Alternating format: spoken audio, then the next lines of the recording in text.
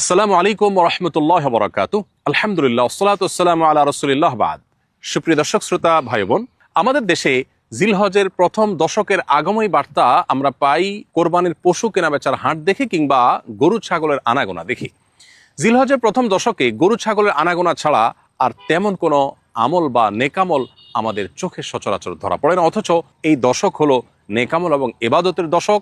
এই 10টি দিন হলো রমজানের পর ইবাদতের সবচেয়ে বড় ইবাদতের মৌসুম এবং সিজন। মধ্যপ্রাচ্যে একটি চমৎকার জিনিস আমার চোখে ধরা পড়েছে, সেটি হলো অনেকে তার বাসাবাড়ির সামনে কিংবা সুপার শপ কিংবা শপিং মল বা ছোটোখাটো দোকানপাটের সামনেও কোনো অডিও ডিভাইস স্থাপন করে সেগুলোতে মৃদু ভলিউমের তাকবীরের অডিও তারা চালু করে রাখেন। উদ্দেশ্য, পথচারী এবং আশপাশ দিয়ে যাওয়া মানুষজন যেন এই তাকবীর শুনে তাদের স্মরণ হয় এবং তারা যেন তাকবীর বলে ওঠেন। মিডল ইস্টের চমৎকার কালচারটিকে অনুসরণ করে আমি আমাদের বাসার নিচে এবং বাসার সামনে থাকা মসজিদের সম্মুখে দুটি ছোট ডিভাইস স্থাপন করে সেগুলোতে মৃদু ভলিউমে তাকবীরের অডিও চালু করে রাখার উদ্যোগ গ্রহণ করেছি। উদ্দেশ্য, পথচারীদের যেন এই তাকবীর শুনে তাকবীরের কথা স্মরণ হয় এবং তারা যেন তাকবীর বলে ওঠেন। প্রিয় দর্শক, আমরা চাইলে আমাদের আশেপাশে এরকম তাকবীর ধ্বনিতে যেন মুখরিত হয় এবং আশপাশে মানুষদের যেন স্মরণ হয় সেরকম নানাবিধ উদ্যোগ গ্রহণ করতে পারি। প্রিয় দর্শক, আল্লাহ রাব্বুল আলামিন কোরআনে কারীমে সূরা ফাজরের 2 নম্বর আয়াতে বলেছেন, ওয়া লায়ালিন আশর, 10টি রাতের শপথ। বেশিরভাগ মুফাসসিরগণ বলেছেন এর মাধ্যমে জিলহজের প্রথম 10টি রাতকে বোঝানো হয়েছে। যে 10টি রাতের শপথ করে আল্লাহ গুরুত্বপূর্ণ একটি বার্তা দিতে চেয়েছে, সেই 10টি রাতের মাহাত্ম্য মর্যাদা যে অনেক বেশি সেটা বলার অপেক্ষা রাখে না। সেই 10টি রাত হলো জিলহজের প্রথম 10টি রাত। সহিহ বুখারীতে বর্ণিত হয়েছে, নবী করিম সাল্লাল্লাহু আলাইহি ওয়াসাল্লাম বলেছেন, মামিন আইয়ামিন আল আমালুস সালিহু ফিহিন্না হাব্বিরাল্লাহ মিন হাদিল আইয়াম। অর্থাৎ জিলহজের প্রথম দশকে নেকামল করলে আল্লাহ তাআলার কাছে এটা যতটা প্রিয় হয়, অন্য কোনো সময়ের অন্য কোনো রকমের নেকামল আল্লাহর কাছে এত প্রিয় নয়। সাহাবীদেরকেও জিজ্ঞাসা করলেন, ইয়া রাসূলুল্লাহ, অন্য সময় যদি আল্লাহর রাহে কেউ জিহাদ করেন সে আমলটাও কি এর চাইতে প্রিয় নয়? নবীজি বলেছেন, ওয়ালাল জিহাদু ফি সাবিলিল্লাহ। এমনকি অন্য সময় আল্লাহর রাহে জিহাদ করলেও সেটা বিপুল পরিমাণ সওয়াবের বিষয় হলেও এই আমলের অর্থাৎ এই দশকের নেকামলের সমতুল্য সেটি নয়। তবে কেউ যদি অন্য কোনো সময় জেহাদে গিয়ে তার জান মাল সবকিছুকে আল্লাহর রাহে উৎসর্গ করে ফেলেন তাহলে তার কথা ভিন্ন। এখান থেকে পরিষ্কারভাবে বোঝা যায় এই দশকটি এর গুরুত্ব এবং মর্যাদা এবং মাহাত্ম্য কত বেশি, এর তাৎপর্য কত বেশি। প্রিয় দর্শক, এই দশককে ঘিরে কোরবানি ছাড়া বা কোরবানির প্রস্তুতি ছাড়া আমাদের সমাজে অন্য কোনো আমল দেখা যায় না। এটি দুর্ভাগ্যজনক একটি বাস্তবতা। তাই আসুন জিলহজের এই দশককে আমরা আমল, ইবাদত এবং নেকামল দিয়ে সাজাবার চেষ্টা করি। বিশ্ববিখ্যাত হাদিসবেত্তা হাফেজ ইবনে হাজার আল আসকালানী রাহমাতুল্লাহি আলাইহি বলেছেন, জিলহজের প্রথম এই 10টি দিনের গুরুত্ব এবং তাৎপর্য এত বেশি হওয়ার কারণ হলো ইসলামের যত নেকামল এবং ইবাদত আছে, মৌলিক ইবাদত এবং রোকন আছে, সবগুলোর সমাহার এবং সম্মিলন শুধু এই দশকেই সাধারণত ঘটে। এই দশকেই রয়েছে ইসলামের সমস্ত মৌলিক ইবাদতের নজির বা দৃষ্টান্ত। ঈমান সারা বছর জুড়ে আমাদের রাখতে হয়, এই দশকেও থাকতে হয়। ঠিক একইভাবে 5 ওয়াক্ত সালাত অন্য সময় আছে, এই দশকেও আছে। যাকাত অন্য সময়ে আদায় করা যায়, এই দশকেও আদায় করা যায়। সিয়াম বা রোজা রমজান মাসে আমাদের রাখতে হয়, এই দশকের 9 তারিখে এবং প্রথম 9 দিন জুড়ে রোজা রাখার নির্দেশনা রয়েছে। অতএব রোজার নমুনা বা আমলও এখানে আছে। কোরবানি তো এই দশকেই শুধু করা যায়, অন্য সময় চাইলেও করা যায় না। আর হজ এই দশককে ঘিরেই মূলত হজের ইবাদত গড়ে উঠেছে বা হজের ইবাদত সম্পাদন করতে হয়। ঠিক এভাবে ইসলামের মৌলিক সমস্ত ইবাদতের সমাহার এই দশকে পাওয়া যাওয়ার কারণে এর গুরুত্ব অনেক বেশি। প্রিয় দর্শকের জন্য আসুন এই দশককে আমল এবং ইবাদত দিয়ে আমরা সাজিয়ে তোলবার চেষ্টা করি। জিলহজের প্রথম দশক উপলক্ষে একজন ইমানদারের যে সমস্ত করণীয় হতে পারে তার মধ্যে সর্বপ্রথম হলো যত রকমের নেকামল এবং ভালো কাজ হতে পারে, ইবাদত হতে পারে, আল্লাহর সন্তুষ্টির কারণ হতে পারে, এই সবগুলো দিয়ে এই দশকের দিন এবং রাতকে আমরা সাধ্য অনুযায়ী সাজিয়ে তোলার চেষ্টা করি। কারণ এই দশকের নেকামল আল্লাহর কাছে সারা বছরের যে কোনো সময়ের যে কোনো নেকামলের চাইতে প্রিয়। অতএব আমলের এই মৌসুমকে নেকামল দিয়ে আমরা ভরিয়ে তোলার চেষ্টা করি। 5 ওয়াক্ত ফরজ নামাজ তো বিশেষভাবে গুরুত্বের সাথে আদায় করবই, পুরুষরা জামাতের সাথে মহিলারা যথাযথভাবে যথাসময় আদায় করব। এর বাইরে নফল রোজা, নফল ইবাদত এবং অন্য সমস্ত নেকামল দিয়ে আমরা সাজাবার চেষ্টা করব।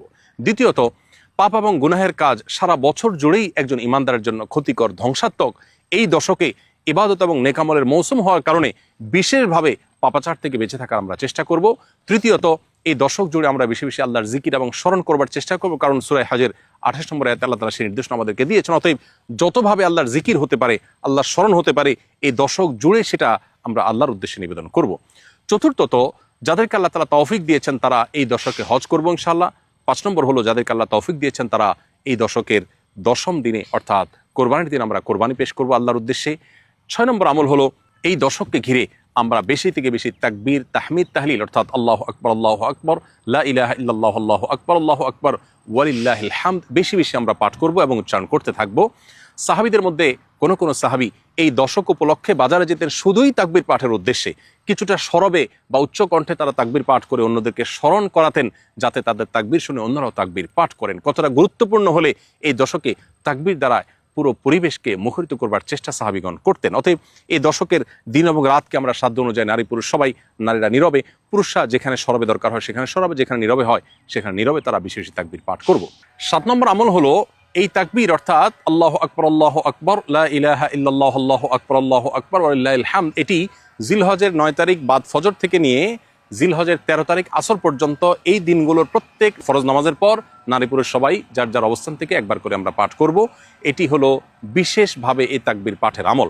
সাধারণভাবে পুরো দশক জুড়ে আর বিশেষভাবে 9 থেকে 13 জিলহজ পর্যন্ত এই তাকবীর পাঠ করতে হবে প্রত্যেক ফরজ নামাজের পরে।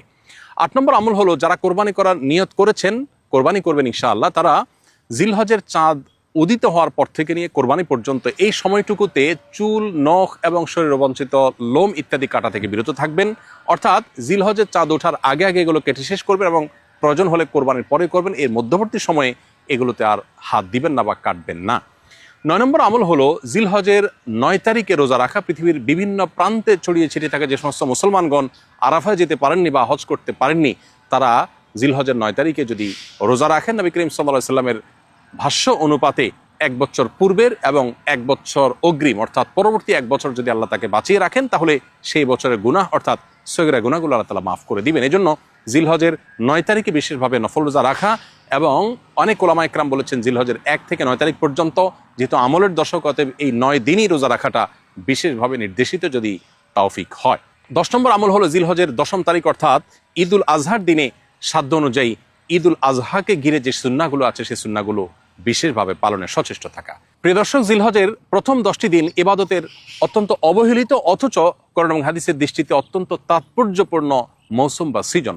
আসুন প্রত্যেকে যার যার জায়গা থেকে এই দশকের তাৎপর্য, গুরুত্ব এবং মাহাত্ম্য সম্পর্কে মানুষের মধ্যে সচেতনতা সৃষ্টি করি, মানুষের মধ্যে জানাশোনাটা বাড়ানোর চেষ্টা করি এবং সেই সাথে এই দশকের করণীয়গুলো নিজেরা আমল করি, অন্যদেরকে আমল করতে উদ্বুদ্ধ করি। আল্লাহ রাব্বুল আলামিন আমাদের সবাইকে জিলহজের এই দশকের গুরুত্ব অনুধাবন করা, অন্যদের মধ্যে সচেতনতা সৃষ্টি করা এবং আমল দিয়ে এই দশককে অর্থবহ করে তোলার তৌফিক দান করুন।